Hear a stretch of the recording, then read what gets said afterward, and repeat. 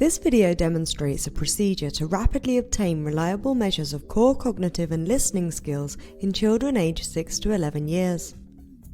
After providing clear instructions for the tests of listening skills, a short demonstration test is used to check that the child understands what is required. The first test in the IMAP sequence of tests is then initiated. Each test comprises a track of 20 trials of increasing difficulty which rapidly converge on a perceptual threshold using an adaptive procedure. Positive feedback is provided to maintain the child's engagement throughout the track and in preparation for the next test in the sequence. The output is a pattern of responses for each trial in the track, which provides an assessment of the child's overall listening skills.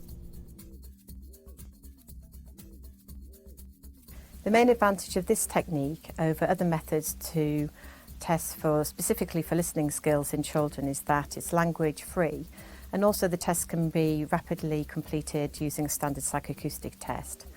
But importantly, the tests are delivered in a fun, child-friendly environment that promotes engagement with the child to make sure that they do the very best that they can. We have successfully used this method in testing nearly 2,000 children, and this has allowed us to develop robust standardised measures of listening skills in children.